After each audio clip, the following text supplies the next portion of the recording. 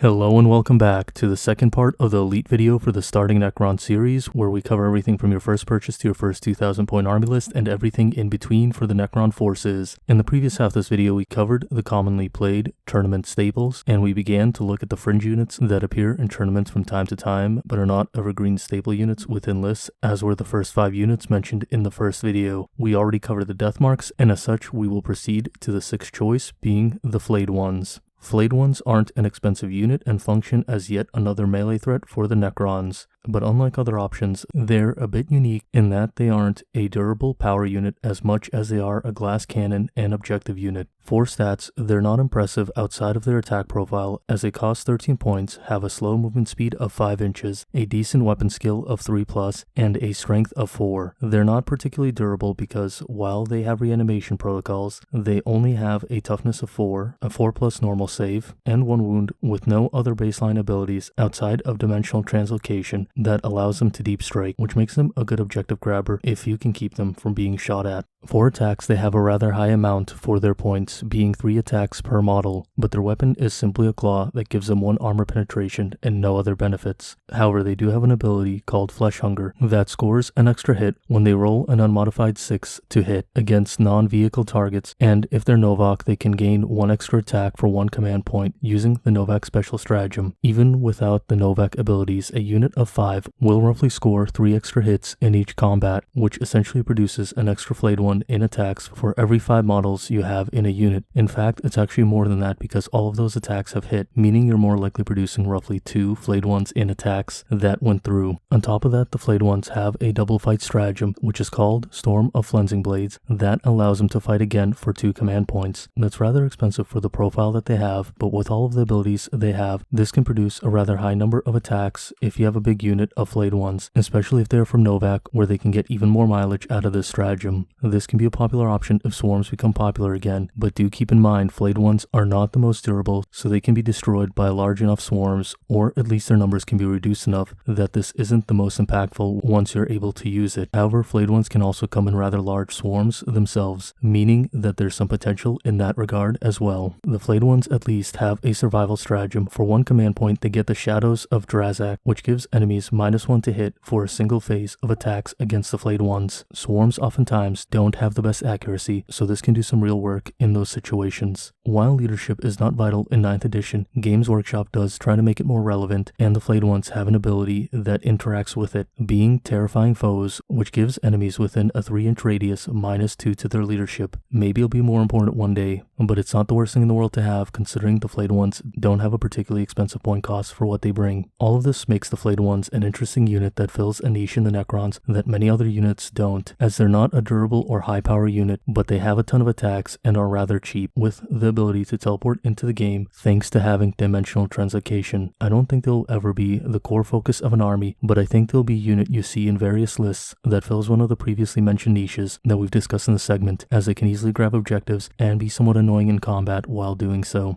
Coming in as the 7th most popular elite choice is the Triarch Stalker. The Triarch Stalker is an impressive model in size and functions as a dynastic agent, so it doesn't gain the benefits of dynastic codes. However, it has a Triarch keyword, so it does benefit from the different Triarch abilities in that regard. The base cost of the Stalker is 135 points, and it is a vehicle with several brackets, with the top bracket having a good movement speed of 10 inches, a weapon skill and a ballistic skill of 3+, and it comes with a toughness of 6, as well as having 12 wounds and a 3+ basic save. Being a vehicle of this type in the Necron forces, it does have the Quantum Shielding ability that ignores unmodified wound rolls of 1 through 3 and gives the Triarch Stalker a 5+ invulnerable save, while also having the Quantum Shielding stratagem that lets it go up to a 4+ invulnerable save for the duration of a single phase at the cost of 1 command point. The Stalker comes with 1 melee weapon, being the Forelimbs, and the Forelimbs use the base strength of the Triarch Stalker, which is 7, and they give the Stalker 2 armor penetration, as well as a damage characteristic of 3 for the 3 attacks that it does have, so it can definitely put out some damage within melee. However, as it is a vehicle, it can fire its weapons in engagement range, and it has 3 options in total, the first being a Particle Shredder that gives it 8 heavy shots with a range of 24 inches and a strength of 6, as well as 1 armor penetration and 2 damage.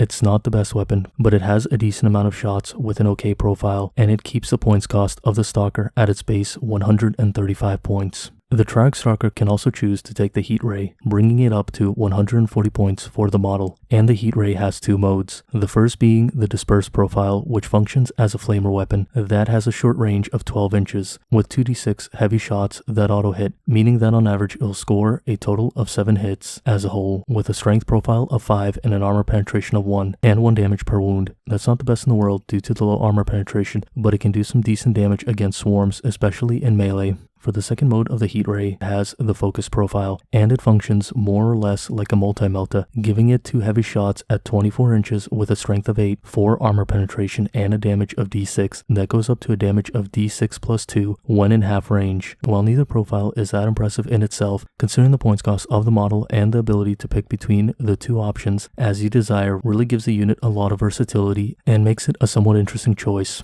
The final option for range weapons is the Twin Heavy Gauss Cannon, which is also my favorite option out of the different weapons, and the one most popular in tournament play. The reason being that it's the longest range option at a total of 30 inches for range, with 6 heavy shots and a strength of 7, 3 armor penetration, and a damage of d3. This makes it one of the stronger options, but it does bring up the points to a total of 150 points. One thing to keep in mind is the long range of the weapon does matter, as the Triarch Stalker has the ability called Targeting Relay, which says that when it shoots at an enemy and hits, any future shooting from friendly Necron units gains +1 to hit against the target. This means if it fails to take out the target or shoots at a target that's rather durable, future shooting from your army will gain a benefit when targeting that unit. This can really help with taking out large squads of durable targets like Necron warriors. Outside of all of that, the Triarch Stalker can explode as a vehicle and has access to all of the generic vehicle stratagems as well as the Triarch ones. It's definitely a unit that's rather frightening and can function as a lightweight catacomb command barge that has more of a shooting focus than a melee focus, and that makes it a decent choice as an alternative to something like the catacomb command barge or the annihilation barge even, as it fills a somewhat similar role as both of them while being a little unique in its own way.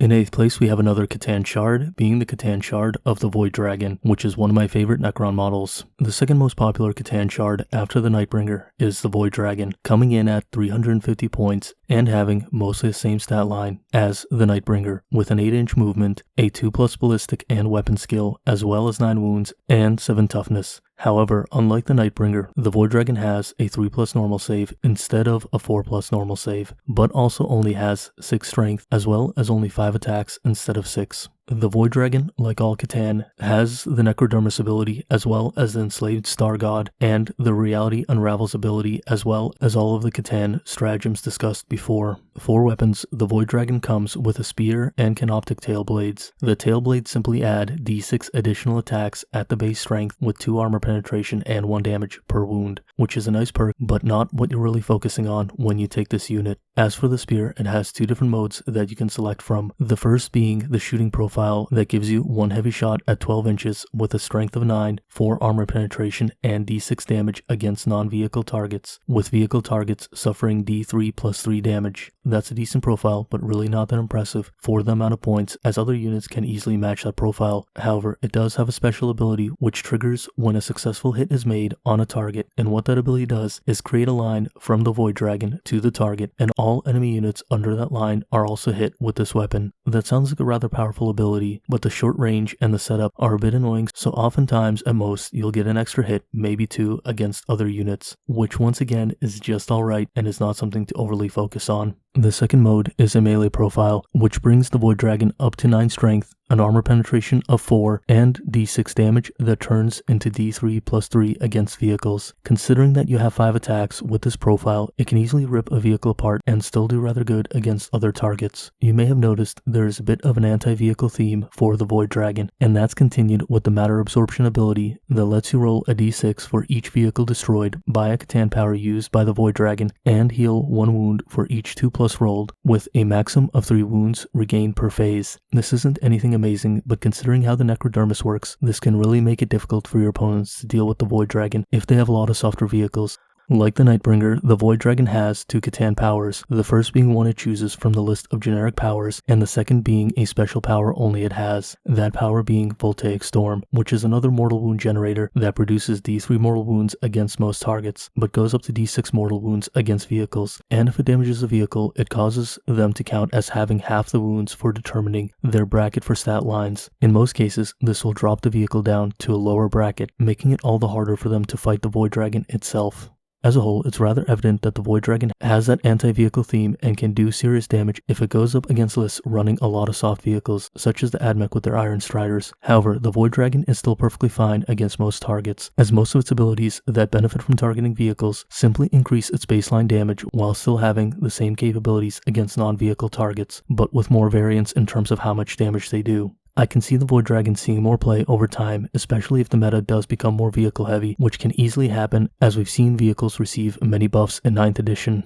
In 9th place is the final unit that has seen play but isn't the most common, and that unit is the Hexmark Destroyer, a model I like a lot but needs some tweaks to be more common within the meta. The Hexmark doesn't have a bad profile, as for 75 points you get a unit that moves 8 inches, has a ballistic skill of 2+, and a toughness of 5, as well as 5 wounds with a 3+ normal save. Each Hexmark Destroyer comes with 6 Enmatic Disintegrator pistols that have a rather long range of 18 inches for a pistol, but only 1 shot each at a strength of 6, 1 armor penetration, and 1 damage. This isn't a bad profile at all, as it's a total of 6 decent shots, but it could really use a little more armor penetration, so maybe if Mephrit becomes more popular, the Hexmark will gain some traction as well. For special abilities, the Hexmark comes with quite a few, the basic ones being the Hardwired for Destruction ability that allows it to roll hit rolls of 1, then it has the Dimensional Translocation, which allows it to deep strike, and the Hyperspace Hunter keyword, which gives it access to the Aetheric Interception stratagem that the Deathmarks have. For the more complex abilities, the Hexmark comes with 2, the first being Inescapable Death that ignores all hit roll modifiers, ignores cover benefits, and lets the Hexmark hit on a 2+ instead of a 6 while firing Overwatch. This all makes the Hexmark Destroyer incredibly accurate and very likely to score some hits, which feeds into the second ability, being Multi-Threat Eliminator. This ability gives the Hexmark 1 extra shot for each model it destroys with one of its pistols, but the extra shots cannot generate additional shots. Depending on the target, the Hexmark can potentially gain double the shots if it's targeting a swarm style unit, with each model having 1 wound.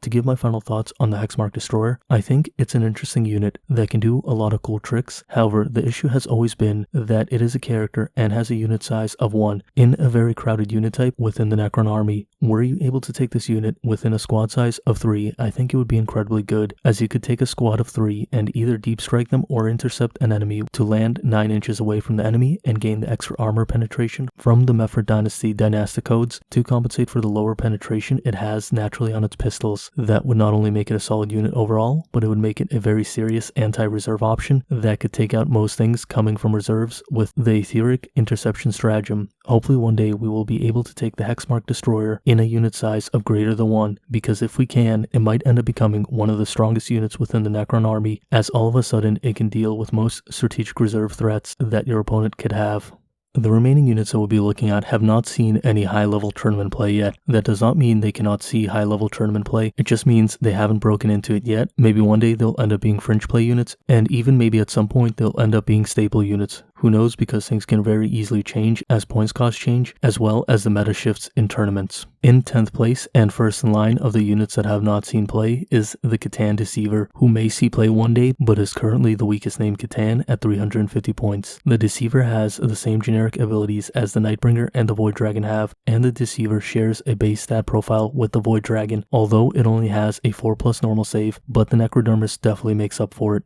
For weapons, the Deceiver doesn't actually have a weapon, but rather just has his Golden Fists that use his base strength of 6, provide 3 armor penetration, and have a damage characteristic of 3. Those are surprisingly strong fists and can do some damage, although the other 2 C'tan have a stronger profile in terms of melee. For what the Deceiver lacks in combat, it makes up for in special abilities, as it has the Misdirection ability that gives enemies -1 to hit when attacking the Deceiver. In addition to that, the Deceiver has the Grand Illusion ability, which lets him pick 3 friendly Necron units in the first turn and either redeploy them or place them into strategic reserves completely for free, while also ignoring limitations of units in reserves. This is a rather powerful ability, as it can easily save you a lot of command points if you want units in strategic reserves, or it can allow you to reposition position your units in order to have better targeting on your opponent depending on who goes first. And the last special ability the Deceiver has is the Cosmic Insanity C'tan power, in addition to its generic C'tan power, as all C'tan have. Cosmic Insanity allows you to select an enemy within 12 inches that is visible to the Deceiver. Then you and your opponent each roll a d6. Each of you add the roll to the leadership of the unit rolling, in your case being the Deceiver. And for each point that you beat the opponent's added score, their unit suffers 1 mortal wound. With a high leadership of 10 on the Deceiver, you can produce quite a lot of mortal wounds, but in some cases, if they have a good leadership and you roll poorly, the ability might end up doing nothing. Though if you're targeting a low leadership unit, you could potentially outgenerate all other C'tan units in terms of mortal wounds.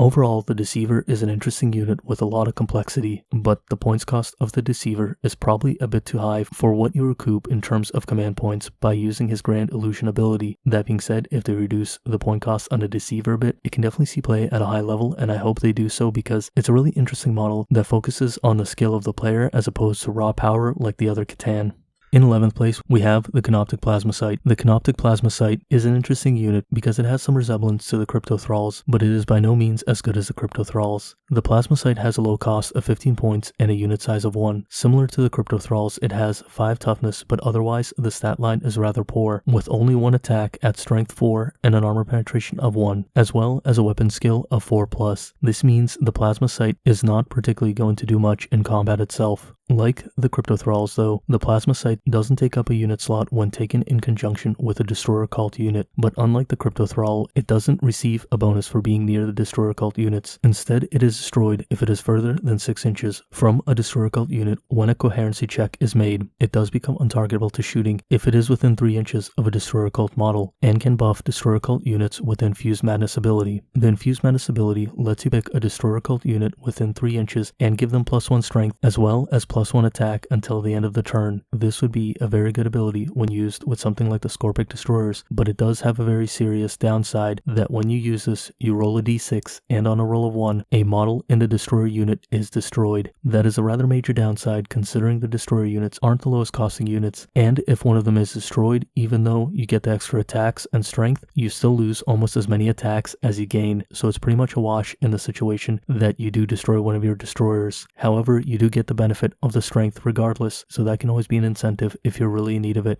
With all of that in mind, the Plasmacyte can still be good as Infused Madness can really do some work, but it's not an easy choice due to the potentially high drawback and otherwise rather weak profile of the Plasmacyte. So as a whole, the Plasmacyte might end up being more of a liability to your forces than a benefit, and that just generally doesn't warrant the points considering how many options you already have in the Necron forces as it is. So most of the time the Plasmacyte is just going to be sitting on the sideline. In 12th place, we have the Transcendent C'tan model, and the Transcendent C'tan is the last of the C'tan shards within the elite slot. But unlike the name C'tan, the Transcendent C'tan is a generic form of C'tan that comes with the lowest end of all of the C'tan profiles. It's still a rather strong unit that only costs 270 points instead of the 350 or 370 points of the name C'tan. For abilities, the Transcendent C'tan gets the basic generic C'tan abilities, but does not have a special C'tan power. Rather, it picks 2 powers from the generic power list and gets to use one of them at the end of the movement phase. This really reduces the ability of the Transcendent C'tan to generate mortal wounds, like the name C'tan can, with their ability to use 2 powers a turn. More so, the Transcendent C'tan gets a choice of generic basic abilities that buff the survivability or damage output of the model. This buff to the stats of this model is called the Fractured Personality ability, and it allows you to pick one of the abilities from the table of 6, or inversely you can roll 2d6 and gain the benefit of both unless you happen to roll doubles. Even with all this, I don't think the Transcendent C'tan is worth it over the named options, as those can all fill a very strong niche, while the Transcendent C'tan is more of a generic option that tries to bring a little bit of everything to the table, but ultimately costs a bit too much even at its reduced points cost, and it doesn't quite do what you want it to do. So as a whole, if you can, just spend the extra points and pick up one of the named C'tan in order to get the extra abilities, as when you pick a model like this, you'd rather it be more powerful than less powerful, because no matter what, if your opponent destroys it, you're losing a ton of points from your army, so you might as well have it be as impactful as possible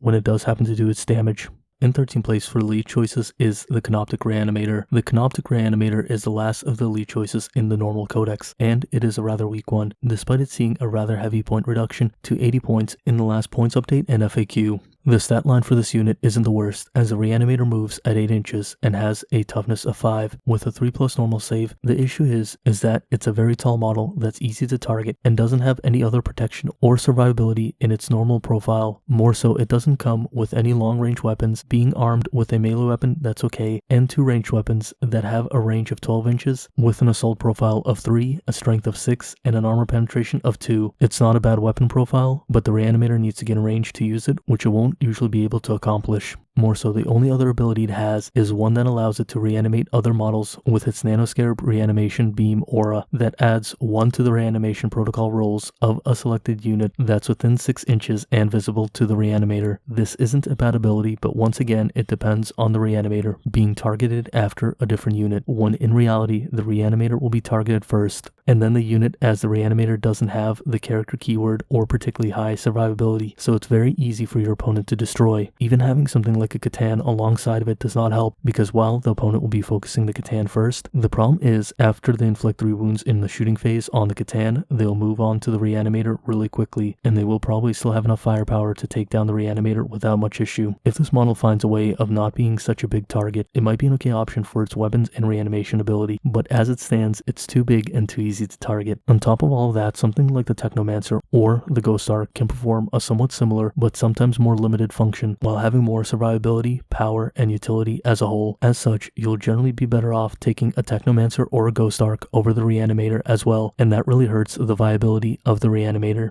There's one lastly choice for the Necrons, and that is the Canoptek Stalker, which is a forge-rolled unit and costs 90 points while giving you roughly the same kit with a little bit more stats as the Canoptek Spider, and it comes with a built-in Gloom Prism. As a whole, I'd say the Canoptek Spider is a much better choice for the points and the abilities it brings, as the Stalker only brings some extra stats to the table, but does not have the output or special ability aspect of the Spider. The Stalker is definitely an awesome model, but unfortunately at this time, it is not very viable compared to many of the other choices. However, there could be situations where it does see play as a stand-in for the spiders, as it is a cool model, and even though it's overcosted in terms of points, it's still not the most expensive model in the world, so you might see someone bring one just because they think it looks cool and they want to play it, though in all reality, I doubt you'll see one of these on the top tables of the tournament scene anytime soon. Anyway, that wraps up all of the elite units for the Necrons, and as you can see, there's no shortage of options in the elite slot, and while many of the options might have a similar function, they do complete that function in a very unique way specific to themselves, which gives you a lot of choice and means that a lot of these options can change in ranking rather easily. Anyway, as always, if you've enjoyed the content, please remember to like and subscribe, as it really does help the channel out, and if you know anyone who can benefit from this video or any of the other videos on my channel, please do share the content, as it can help other players out in terms of buying and building an army. And as always, I'd like to give a shout out to my patrons for supporting the channel. Thank you very much, you guys are awesome people, and regardless if you're a patron or not, thank you for watching and have a great day. See you next time. Bye.